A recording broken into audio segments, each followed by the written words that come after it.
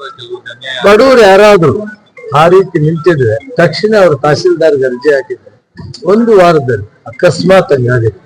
ನಾವು APL card ಆದ್ರೂ ಒಬ್ಬರಿಬ್ಬರು BPL ಇರ್ಬೋದು, ಆ BPL ಒಬ್ಬರಿಗೂ ಕೂಡ ತಪ್ಪೋಕೆ ಅವಕಾಶ ಇಲ್ಲ.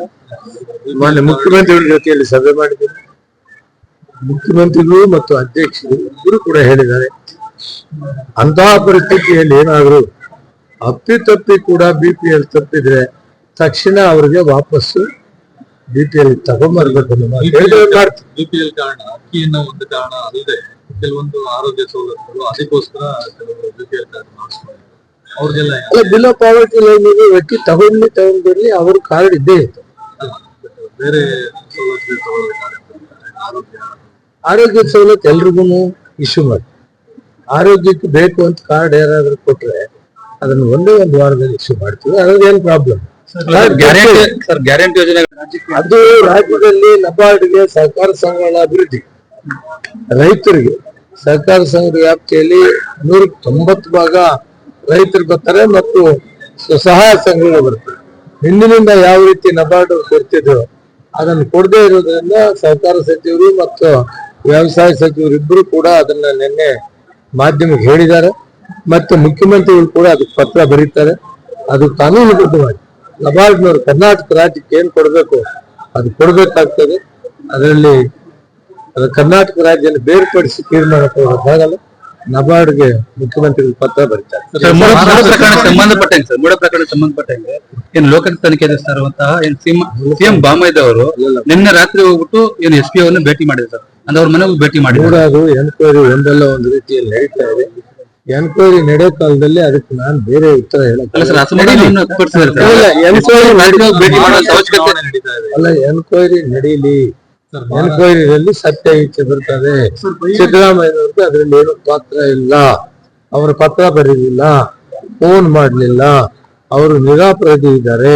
ಬಿಜೆಪಿಯವರು ರಾಜಕೀಯ ತೇಜೋವಧೆ ಮಾಡ್ಲಿಕ್ಕೆ ಹೋಗ್ಬಿಟ್ಟು SP ಭೇಟಿ ಮಾಡೋ ಅವಶ್ಯಕತೆ ಇದೆಯಾ ಅಂತ ಹೇಳಿ ನೋಡ್ರಿ. ಯಾರ್ಯಾರಕ್ಕೆ ಭೇಟಿ ಆಗ್ಲಿ, ಎನ್ಕ್ವೈರಿ ನಡೆಯೋ ಸಂದರ್ಭದಲ್ಲಿ ನಾವು ಅದ್ರ ಬಗ್ಗೆ ಪ್ರಶ್ನೆ ಮಾಡೋದು ಸರಿ ಇಲ್ಲ. ಎನ್ಕ್ವೈರಿ ತೀರ್ಮಾನ ಆಗ್ಲಿ, ಸತ್ಯಾಂಶ ಈಚೆ ಬರ್ತದೆ. ಎಷ್ಟು BPL ಅರ್ಹರಲ್ವೋ ಅದೆಲ್ಲ ಕೂಡ ಮಾಡಬೇಕಾಗ್ತದೆ. ಆದರೆ ಕನ್ವರ್ಟ್ ಮಾಡ್ತೀವಿ. BPL ಕಾರ್ಡ್ ರದ್ದು ಮಾಡೋದು, BPL ಕಾರ್ಡು ಇರ್ತದೆ, APL ಕಾರ್ಡು ಇರ್ತದೆ. APL ಕಾರ್ಡ್ ಅನ್ನ ರದ್ದು ಮಾಡೋದಿಲ್ಲ, ಬಿಜೆಪಿ ಅವರು ಅದನ್ನ ರದ್ದು ಮಾಡ್ತಾರೆ ಅಂತಾನೆ ರದ್ದು ಮಾಡೋದಿಲ್ಲ. ಕಾರಣ ಇಷ್ಟೇ, ದಕ್ಷಿಣ ಭಾರತದಲ್ಲಿ ತಮಿಳುನಾಡು, ಕೇರಳ, ಆಂಧ್ರ ಪ್ರದೇಶ, ತಮಿಳುನಾಡು, ತೆಲಂಗಾಣ ಎಲ್ಲ ಕಡೆ ಕೂಡ ಯಾವುದೇ ಸ್ಟೇಟ್ ಅಲ್ಲಿ 50% ಮೇಲೆ ಇಲ್ಲ BPL. ನಮ್ದು ಆರ್ಥಿಕವಾಗಿ ಬಹಳ ಸುಭದ್ರವಾಗಿರೋ ರಾಜ್ಯ. ಟ್ಯಾಕ್ಸ್ ಕಟ್ಟೋದ್ರಲ್ಲಿ ಭಾರತ ದೇಶಕ್ಕೆ ಮಹಾರಾಷ್ಟ್ರ ಬಿಟ್ಟರೆ 2ನೇದು ಕರ್ನಾಟಕ ರಾಜ್ಯ. ಇಂಥದ್ರಲ್ಲಿ 75ರಿಂದ 80% BPL ಇರಕ್ಕೆ ಸಾಧ್ಯ ಅನ್ನೋ ಪ್ರಶ್ನೆ ಉದ್ಭವ ಆಗಿದೆ. ಇದು ಒಂದು ಗೌರ್ಮೆಂಟ್ ಅಲ್ಲ, ಸುಮಾರು 10 ವರ್ಷದಿಂದ ಬೆಳೆದಿದೆ ಈ ಕಾರ್ಡ್ಗಳು. ನಿನ್ನೆ ನಮ್ಮ ಸರ್ಕಾರ, ಹಿಂದೆ ಬಿಜೆಪಿ ಸರ್ಕಾರ, ಹಿಂದೆ ಸಮ್ಮಿಶ್ರ ಸರ್ಕಾರ, ಇವೆಲ್ಲ ಇದ್ದು ಯಾರೋ ಒಬ್ಬರು ಅಂತ ಹೇಳಕ್ಕಾಗಲ್ಲ. ಇದು 10 ವರ್ಷದಿಂದ ನಡೆದಿದೆ. ಯಾವಾಗ ಇದು BPL ಕಾರ್ಡ್ ಜಾಸ್ತಿ ಇದೆ ಅಂತ ಗೊತ್ತಾಯ್ತು, BPL ಗೆ ಎಲಿಜಿಬಿಲಿಟಿ ಇಲ್ಲದೆ ಇರೋ ಅವರನ್ನ APL ಕನ್ವರ್ಟ್ ಮಾಡಬೇಕಾಗ್ತದೆ. ಅವ್ರು ಯಾರು ಇನ್ಕಮ್ ಟ್ಯಾಕ್ಸ್ ಪೇ ಮಾಡೋದು, ಸರ್ಕಾರಿ ಕೆಲಸದಲ್ಲಿರೋದು, ಯಾರ ಇನ್ಕಮ್ 1,20,000 ಮೇಲೆ ಇದೆ ಅವರನ್ನ ಕನ್ವರ್ಟ್ ಮಾಡಿ APL ಕಾರ್ಡ್ ಅಲ್ಲಿ ಲಿಸ್ಟ್ ಅಲ್ಲಿ ಇಡ್ತೀವಿ. ಯಾವ್ದು ರದ್ದು ಮಾಡೋದು. ಈ ಪ್ರಕ್ರಿಯೆ ನಡೀತಾ ಇದೆ. ನಾಳೆ ಡೀಟೈಲ್ ನಾನು ಅಂಕಿಅಂಶಗಳ ಸಮೇತ ಒಂದು ಪ್ರೆಸ್ ಕಾನ್ಫರೆನ್ಸ್ ಮಾಡ್ತೀನಿ ಬೆಂಗಳೂರಲ್ಲಿ. ಅವಾಗ ನಿಮ್ಗೂ ಕೂಡ ಅದು ಡೀಟೈಲ್ ಬರಬೇಕು. ಈ ರಾಜ್ಯದಲ್ಲಿ ಸುಮಾರು 75ರಿಂದ 80 ಅಷ್ಟಿರಕ್ಕೆ ಸಾಧ್ಯವಿಲ್ಲ. ಈಗ ನಾವು ಇದನ್ನೆಲ್ಲ ವಿಮರ್ಶೆ ಮಾಡಿ ಅಂಕಿಅಂಶಗಳ ಸಮೇತ ನಾಳೆ ನಾನು ಮಾಧ್ಯಮ ಮಿತ್ರರಿಗೆ ವರದಿ. ಯಾವ ಕಾರ್ಡ್ಗಳು ರದ್ದಾಗಿಲ್ಲ. ಇದು ಒಬ್ಬರು ಹೇಳಿದ್ರೆ ನೀವೆಲ್ಲ ಹೇಳ್ತಾ ಇರೋದು ಅಷ್ಟೇ. ಒಬ್ಬರು ಹೇಳಿದ್ರೆ ಎಲ್ಲ ಹಂಗೆ ಹೇಳ್ತಾ ಇರೋದು.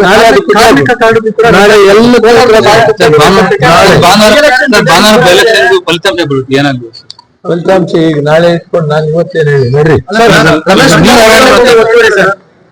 ಸರ್, ಕಾನೂನು ಇದೆ, ಕಾನೂನು ಪ್ರಕಾರ ಕ್ರಮ ಜರುಗಿಸ್ತಾರೆ. ಯಾರೇ ಆಗ್ಲಿ, ರಮೇಶ್ ಕುಮಾರ್ ಆಗ್ಲಿ, ಯಾರೇ ಒಬ್ರು ಸರ್ಕಾರದ ಫಾರೆಸ್ಟ್ ತಗೊಂಡಿದ್ರು ಅದನ್ನ ಈಗಾಗಲೇ ಶುರು ಮಾಡಿದರೆ, ಸಾಕಷ್ಟು ಕಡೆ ಮಾಡ್ತಾ ಇದೆ.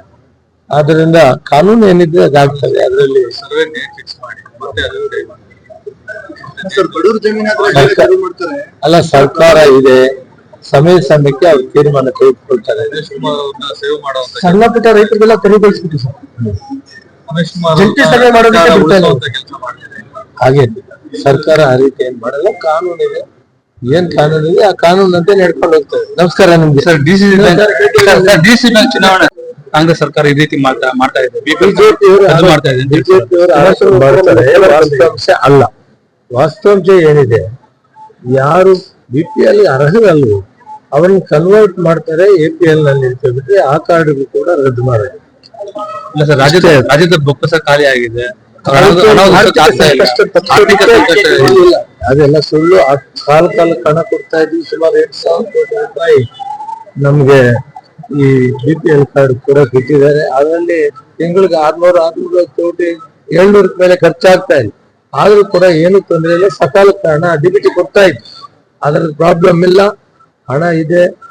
ನನ್ನ ಮುಖ್ಯಮಂತ್ರಿಗಳು 14ಕ್ಕಿಂತ ಹೆಚ್ಚು ಬಡ್ಜೆಟ್ ಕೊಟ್ಟಿರೋದು ಅವ್ರ ಆರ್ಥಿಕ ಪರಿಸ್ಥಿತಿಯನ್ನು ಸಮತೋಲನ ಮಾಡೋದು ಹೇಗೆ ಗೊತ್ತಿದೆ, ಮಾಡಿದ್ದಾರೆ. ಯಾವುದೇ ತರವಾದ ಹಣದ ತೊಂದರೆ ಇಲ್ಲ. ಅದು ಬಿಜೆಪಿಯವರು ಒಂದು ಸುಮ್ಮನೆ ಅಪವಾದವನ್ನು ಮಾಡ್ತಾ ಇದ್ದಾರೆ. ನೀವು ಕೇಳ್ಬೋದು, BPL ಹಣ ಬಂತಾ ಇಲ್ಲ. ಲಾಸ್ಟ್ ಟೈಮ್ ಒಂದು ತಿಂಗಳು ಲೇಟ್ ಆಗಿತ್ತು, ಈಗ ಸಕಾಲಕ್ಕೆಲ್ಲ ಹಣ ಕೊಡ್ತಾ ಇದೆ. ಹಣ ಇಲ್ಲದೆ ಹಣ ಹೇಗೆ ಕೊಡ್ತೀವಿ ಹೇಳೋದಕ್ಕೆ ಸಾಲ ಮಾಡೋದು ಕೂಡ ಮುಂದಾಗಿದೆ. ಸಾಲ ಬೇಕಾಗಿಲ್ಲ, ವ್ಯವಸ್ಥೆ ಆಗಿದೆ. 1.5 ಲಕ್ಷ ಕೋಟಿ ಸಾಲ ಆಗಿದೆ. ಹಿಂದಿನ ಸರ್ಕಾರ ಇದ್ದ ಸಾಲವನ್ನ ತೀರಿಸೋ ಕೆಲಸ ಮಾಡ್ತಾ ಇದ್ದೀವಿ. ಅಂದ್ರೆ ನಾವು ಠೇವಣಿ ಕೊಡ್ತಾ ಇಟ್ಟಿದ್ದೀವಿ. ಕೋರ್ಟ್ ಅಲ್ಲಿ ಇದೆ, ನಾನು ಉತ್ತರ ಹೇಳಕ್ಕಾಗಲ್ಲ. ಅಭಿವೃದ್ಧಿ ಚೆನ್ನಾಗ್ ಆಗ್ತಾ ಇದೆ ನೋಡ್ರಿ. ಏನ್ ಎಲ್ಲಾ ಅಭಿವೃದ್ಧಿ ಕೆಲಸಗಳು ಎಲ್ಲ ಶಾಸಕರು ಎಲ್ಲಾ ಕಡೆ ಕೂಡ ಅಭಿವೃದ್ಧಿ ಕೆಲಸ ಶುರು ಮಾಡಿದ್ರು. ನಾನೀಗ ದೇವನಹಳ್ಳಿ ಕ್ಷೇತ್ರದಲ್ಲಿ ಪ್ರತಿಯೊಂದು ಕಡೆನೂ ಇವತ್ತು ರಸ್ತೆ ಕೆಲಸಕ್ಕೆ ಪೂಜೆ ಮಾಡಿ ಬರ್ತಾ ಇದ್ದೀನಿ. ಕೆಲಸ ನಡೀತಾ ಇದೆ, ದುಡ್ಡಿದೆ ಅಂತ ತೊಂದರೆ ಇಲ್ಲ. ಅನುದಾನ ಬಿಡುಗಡೆ ಆಗ್ತಲ್ಲ, ನಿಂತ ಪಕ್ಷದ ಶಾಸಕರೇ ಕೇಳ್ತಾರೆ. ಇಲ್ಲಪ್ಪ, ಈಗ ನಡೀತಾ ಇದೆ, ಹಣದ ತೊಂದರೆ ಇಲ್ಲ. ಹೋದ ವರ್ಷ ಸ್ವಲ್ಪ ತೊಂದರೆ ಇತ್ತು, ಈ ವರ್ಷ ತೊಂದರೆ ಇಲ್ಲ. ಅಭಿವೃದ್ಧಿ ಕೆಲಸಕ್ಕೆ ಹಣ ಇದೆ, ಕೊಡ್ತಾ ಇದ್ದೀವಿ, ಕೆಲಸ ಮಾಡಿ. ಸರ್ ನಿನ್ನೆ ಮೊನ್ನೆ SN ರಣಸಭೆ ಮಾತಾಡಿದ್ರು. ಕೋಲಾರಲ್ಲಿ ಕಾಂಗ್ರೆಸ್ ಹದಗೆಟ್ಟಿದೆ. ಅದ ನನಗೆ ಅದು ಗೊತ್ತಿಲ್ಲ. ಎಲ್ಲ ಪ್ರಶ್ನೆ ಈಗ ಕೇಳಿದ್ರೆ ಪ್ರಯೋಜನ ಆಗಲ್ಲ. ಅಲ್ಲ ಸರ್, ನೀವು ಸೀನಿಯರ್ ಲೀಡರ್ ಸರ್ ಕೋಲಾರ ಸಮಾಜ.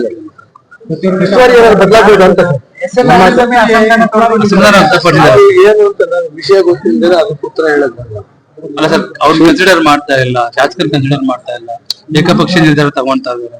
ಅಲ್ಲ, ಅವರು ಜಿಲ್ಲಾ ಉಸ್ತುವಾರಿ ಸಚಿವರು ಎಲ್ಲರೂ ವಿಶ್ವಾಸ ತೆಗೆದುಕೊಂಡು ಹೋಗ್ತಾರೆ ಅಂತ ನನಗೆ ಒಂದು ಆಶಾಭಾವನೆ ಇದೆ. ಲೋಕಸಭಾ ಚುನಾವಣೆಯಲ್ಲಿ ವಿಶ್ವಾಸ ತಗೋದಿಲ್ಲ ಸರ್. ನೋಡೋಣ ಏನ್ ಮಾಡ್ತಾರೆ, ನಡೆಸಿ. Media network